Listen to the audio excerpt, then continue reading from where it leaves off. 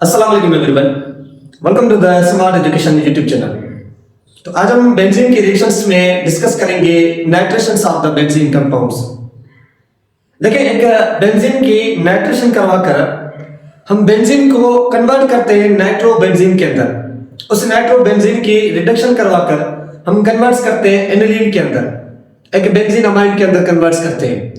तो इस पूरे मैकेनिज्म को समझते हैं, इसके अंदर जो एमसीक्यूज छुपे होते हैं उन एमसीक्यूज को बाहर निकालते हैं। देखिए, ये जो हमारे पास नाइट्रेशन रिएक्शंस होता है, ये एक हमारे पास इलेक्ट्रोफिलिक सब्स्टिट्यूशन रिएक्शंस है।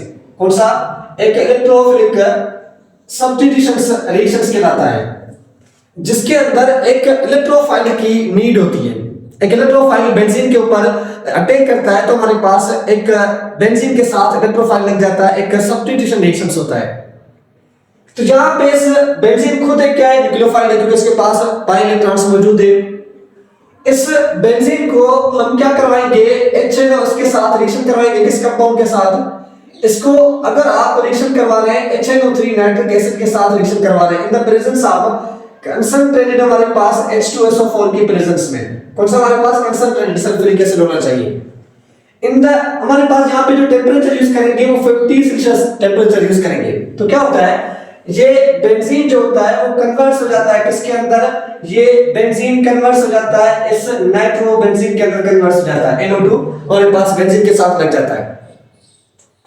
अगर इस नाइट्रो बेंजीन को आप रिएक्शन करवा रहे हैं, सेम H2SO4 ये यूज कर रहे हैं, H2SO4 आप कंपाउंड्स यूज कर रहे हैं, HNO3 के साथ रिएक्शन से नाइट्रिक एसिड के साथ 8 हमारे पास 90 सेल्सियस टेम्परेचर पे आपने टेम्परेचर थोड़ा सा बढ़ा दिया, हीट बढ़ा दी, तो ये जो हमारे पास बेंजीन कंपाउंड्स होता है ये कन्वर्ट हो जाता है किसमें? मेटा नाइट्रो बेंजीन के अंदर कन्वर्ट हो जाता है, ये NO2 और यहाँ पे NO2 इसके साथ लग जाता है, बाकी ये कंपाउंड्स।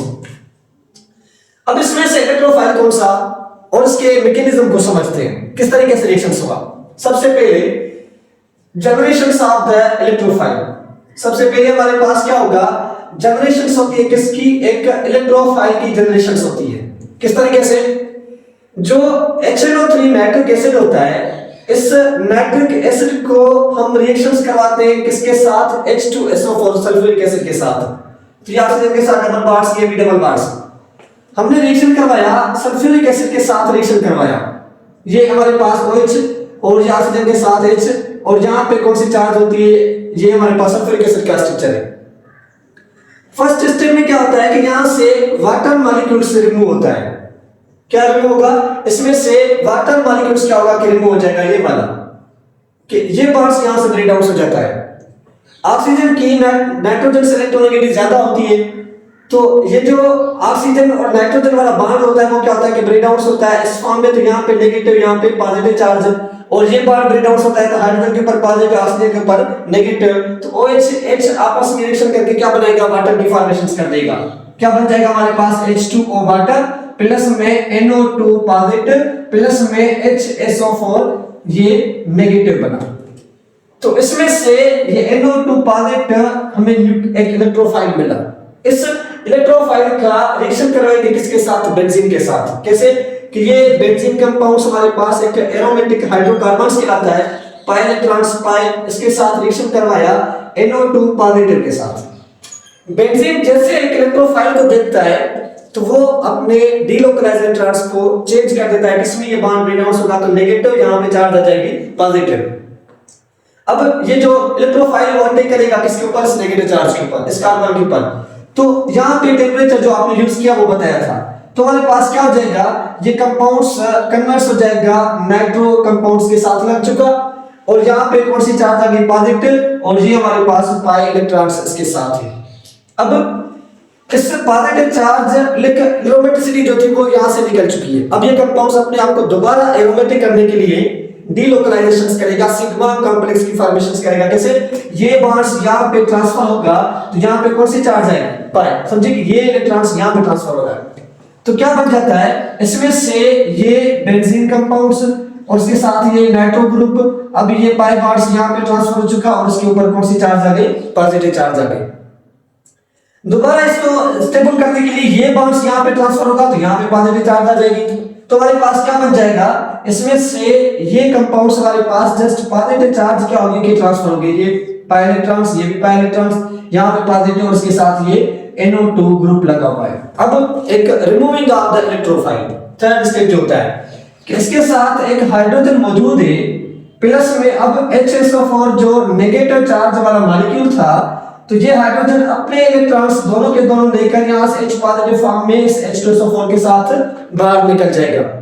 तो हमारे पास क्या बनेगा, इसमें से ये कंपाउंड्स बन जाएगा कि ये बेंजीन कंपाउंड सेम का सेम, और ये पाई इलेक्ट्रॉन्स अब यहाँ पे आ गए, तो इसके साथ NO2 कंपाउंड्स प्लस में H2SO4 सेम का सेम यहाँ से बाहर निकल जाता है। तो अगर मैं इस इलेक्ट्रॉन्स को इस फॉर्म में ना लिखूं तो इसको ये इलेक्ट्रॉन्स और ये पाई इलेक्ट्रॉन्स और ये पाई इलेक्ट्रॉन्स यहाँ पे इस फॉर्म में भी लिख सकते हैं। ये कंपाउंड्स कहलाता है नाइट्रोबेंजीन कहलाता है, हम इसको कहते हैं नाइट्रोबेंजीन कंपाउंड्स का नाम देते हैं, या बेंजीन नाइट्रस हमारे पास कंपाउंड्स कहलाता है। तो ये जो हमारे पास यहां से लेकर यहां तक ये ट्रांसफरिंग हो रही थी, हम इसको कहते हैं सिग्मा कॉम्प्लेक्स का नाम देते हैं, ये कहलाता है सिग्मा कॉम्प्लेक्स कहलाता है। इसमें एमसीक्यूज कौन से, नंबर 1 के अगर आप इसको HNO3 के साथ रिएक्शन करवा रहे हैं तो रिएजेंट जो आप यूज करें वो कौन सा है, कैटलिस्ट सल्फ्यूरिक एसिड है। जो इलेक्ट्रोफाइल हमारे पास है वो इलेक्ट्रोफाइल कौन सा है, NO2 पॉजिटिव इलेक्ट्रोफाइल तौर पे यूज हो रहा है। लास्ट में प्रोडक्ट्स क्या बन रहा है, एक नाइट्रोबेंजीन की फॉर्मेशन हो रही है। अब अगर इस कंपाउंड नाइट्रोबेंजीन की आप क्या करवाते हैं, रिडक्शन करवाते हैं, क्या करवाते हैं, रिडक्शन करवाते हैं, आप इसको H2 के साथ रिएक्शन करवाते हैं इन द प्रेजेंस ऑफ, किसकी प्रेजेंस में, आप यहाँ पे प्रेजेंस में रिएक्शंस करवाएंगे लिथियम एल्यूमिनियम हाइड्राइड से या NaBH4 की प्रेजेंस में। ये जो रिएजेंट्स हमारे पास यूज करेंगे एज अ रिडक्शन करवाएंगे कि रिडक्शन में जो रिड्यूसिंग एजेंट्स यूज होते हैं उनको आप यहाँ पे क्या करें, यूज करें। तो ये जो नाइट्रोबेंजीन होता है ये कन्वर्ट्स हो जाता है किसमें, एक एनिलीन कंपाउंड्स के अंदर कन्वर्ट्स हो जाता है कि यहाँ पे मॉलिक्यूल्स रिड्यूस हो जाएगा तो हमारे पास NH2 यहाँ पे हो जाएगा और वाटर इसमें से क्या हो जाएगा कि निकल जाएगा।